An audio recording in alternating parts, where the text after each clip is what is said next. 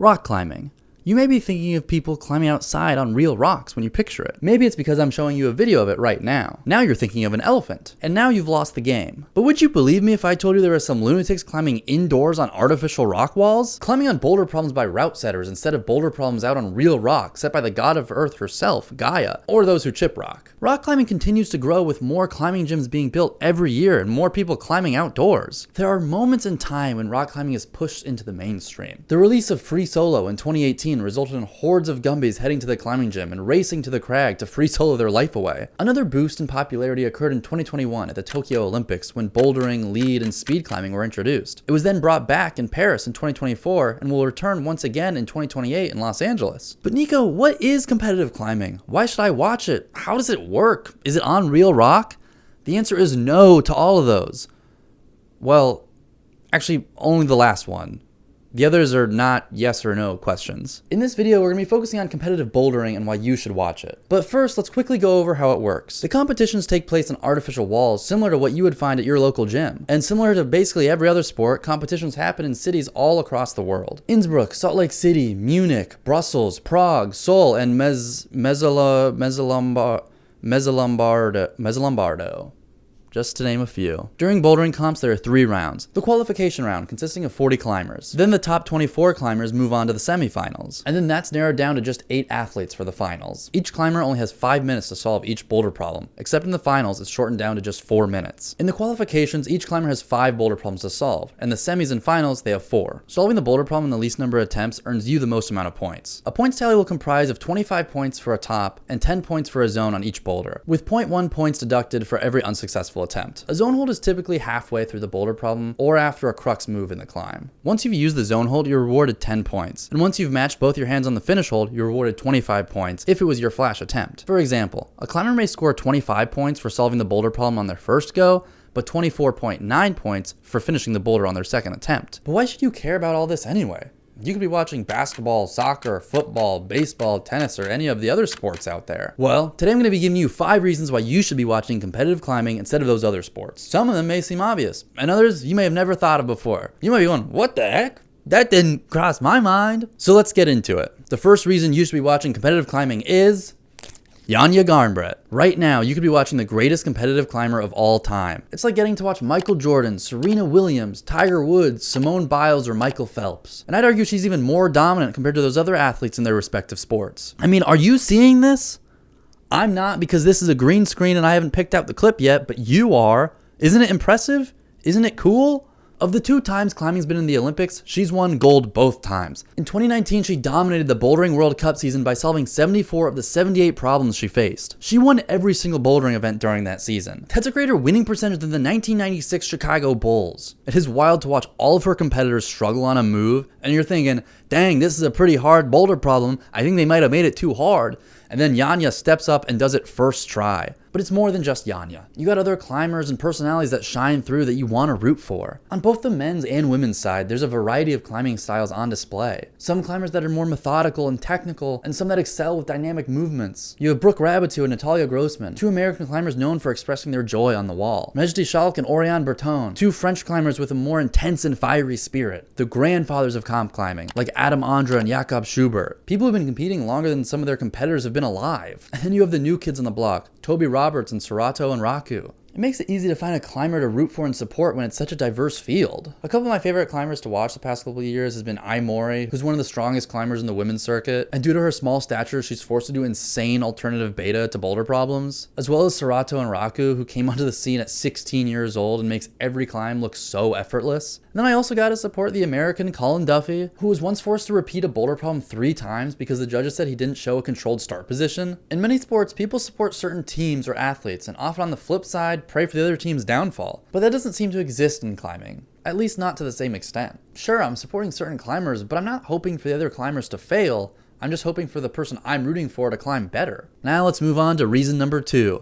It's free. Every IFSC climbing event is free to watch right where you're watching this video now. On YouTube. It's live streamed for your eyes only. Except it's not just for your eyes, but everyone's eyes. Well, actually not everyone's eyes either, because it's kind of only available in certain regions. Being able to watch all the events in one place is extremely convenient, and something you would think would be more common across major sports. but it's not. Let's take basketball for example. Say you want to watch an NBA game. Well, you may think you need to sign up for the NBA League Pass, but you'd be wrong. Are you watching on Monday? Well, you better have Peacock, your favorite streaming service, Peacock. But now it's Wednesday. You should still be able to watch the NBA on Peacock, right? I mean, you just signed up for it 2 days ago to watch the game. Wrong. It's on ESPN now. Well, I guess you'll sign up for that too. What's another monthly payment anyway? You're rich. I assume at least. I'm assuming I'm talking to 95-year-old billionaire Warren Buffett right now. But Warren, can I call you Warren? No, it's Saturday, and you're ready to kick back and just watch the NBA all day. Oh, you're pulling up ESPN? No. Warren, you look silly right now. You're gonna need to have ABC for Saturday games. Except that's actually for primetime games only. You're watching in the afternoon like some loser? You got nothing else to do except watch the NBA all day, buff man? Well, give a call to your pal, Mr. Bezos, because you're gonna need to sign up for Amazon Prime if you want to watch an NBA game on a Saturday afternoon. In a given week of the NBA, you'll need to be signed up for potentially 6 different platforms. It almost feels like they don't want you to watch the games. And in the end, you're just gonna watch the highlights on YouTube anyway. If comp climbing wasn't free, I'm not sure if I would have discovered it at all. Certainly not as early on. But because I was already watching plenty of climbing videos on YouTube, the live stream was suggested to me one day, and the rest was history. Now, like I mentioned before, in certain regions, you don't have access to the IFSC YouTube channel live streams due to licensing deals with Eurosport. But if you have a VPN, you can watch it anywhere. I'm sure it's only a matter of time before it's not free for anyone. As the sport continues to grow, networks will want their grubby little paws on it. One day we'll have to sign up for Tubi if we want to watch climbing on Tuesdays, because we all know that's Tubi Tuesdays. And then there'll be Quibi qualifications for the qualification round. And you can't forget about Disney Plus Dinos, which is whenever there's a dino and a boulder problem, just that move is on Disney Plus. But until all that goes into effect, this is a huge point for accessibility and gives you basically zero excuse not to watch it. Okay, let's move on to the next reason why you should be watching competitive climbing. Reason number 3, it's fast paced. While I'm watching most sports, I feel like I'm watching more of the ads than the actual game. Am I right? With constant replays, timeouts, and half times, it feels like I'm constantly being dragged along, as you only get to see the game in a couple minutes at a time. But with competitive climbing, there's none of that. Timeouts don't exist. Halftime, not on my watch. Instant replays, sometimes when they can figure out how to do that. Basically from the start to the end of any given round, it's pretty consistent climbing with very few moments for you to take a break and go on your phone. The only breaks you really get is when one athlete is leaving the mat and another is coming to climb. And now there's even less downtime because of a new rule introduced. Now in the finals, just like any other round, have 2 climbers attempting different boulder problems simultaneously. So when one athlete is resting, the odds are the other athlete's climbing. And that leads me to my next reason why you should be watching competitive climbing. Subscribe. Is this a bad transition? Are you mad at me? Well, here are a few reasons why you should subscribe. I have other niche climbing videos on my channel and more to come. I'm nice. I listen. I know how to drive. I have a passport. Do you want this bit to be over? It can be right now. You know what you gotta do. No, don't click on a different video. Okay, on to the actual next reason why you should watch comp climbing. It's evolving. The first modern climbing comp was in 1984. That's only 40 years ago. And because of that, new rules are often put in place to increase audience and climbers' enjoyment. We see this in other sports as well. The NBA just introduced a new rule this year which clarifies that a defender will now be penalized for contacting a shooter's hand or arm on the follow-through even after the ball has been released. But with climbing being a relatively new sport and still finding its footing on the competition side, they're often looking to introduce new rules or make adjustments when needed. You already heard me mention how they're now having multiple climbers on the wall during the finals, which I think is overall a good thing because it's quite the time commitment to watch a full competition. For example, the Innsbruck Boulder and Lead competition this year had their qualification round held on Wednesday, June 25th. Then the semis were held in the morning of the 26th and the finals were that night. That's a lot of climbing to watch, and that's just on the men's side. The women's semis and finals were the following day. The IFSC often doesn't stream the qualifiers, which is fine by me.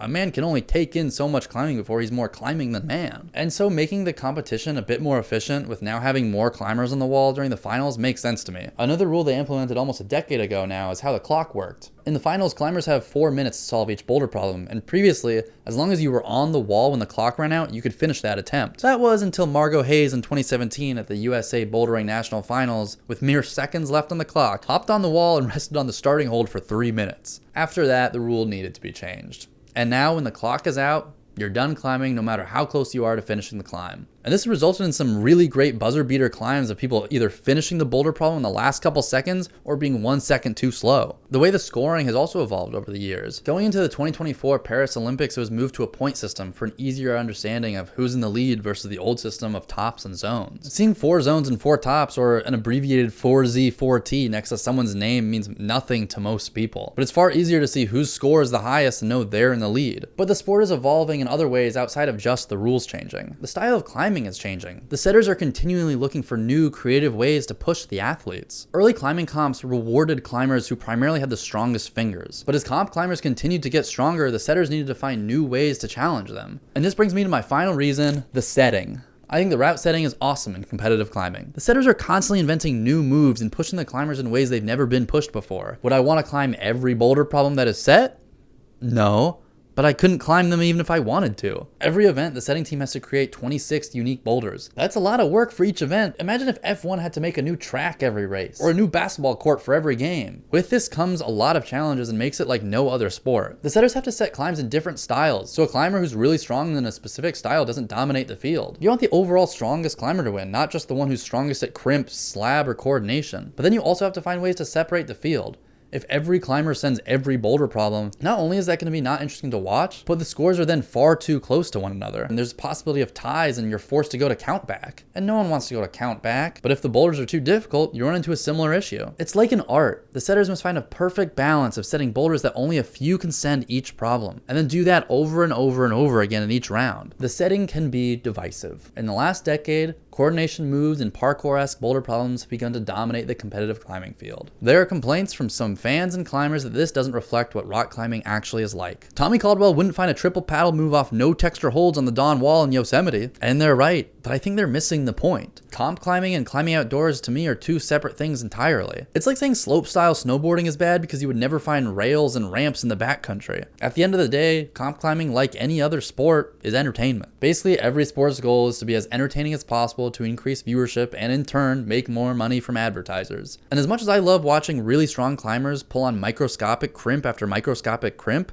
and I genuinely do, I watch wedge climbing and board lords for that specifically. That's because I have enough experience climbing indoors and outdoors to appreciate how difficult it truly is and how cool it is to be able to do that. The general public doesn't have that knowledge and probably doesn't have the desire to obtain that knowledge. For the sport to grow, it needs to appeal to the general public to some extent. Pulling on whittle baby crimps just doesn't translate as well on screen compared to people heaving themselves from one hold to the next. Those are just a couple of reasons why you should be watching comp climbing. But there are so many more. For example, the commentating. Some people have a lot to say about the primary commentator, Matt Groom. I don't really share the complaints some others do. I enjoy his commentary. He's extremely passionate about the sport, and as someone who's trying to improve his commentary and is open to criticism. A couple years ago, there was a pretty hefty Reddit post about complaints on the way he commentates, and Matt Groom himself responded to it and seemed like he would take in those notes and try to adjust his commentating. Which, I don't know, maybe I'm off base, but that's kind of all you can ask for. Someone who listens and tries to better themselves. Plus, it's not just him in the booth. There's always a co-commentator who's often a pro climber who didn't make it in the semis or finals, or even a route setter who set the boulder problems for that competition. This gives the viewer really interesting insights into what climbers were doing or thinking every moment of the climb. How just the slightest shift of the body can make a seemingly impossible move possible. But there are plenty of other reasons to watch this sport. It's cool as heck. Can't that just be reason enough?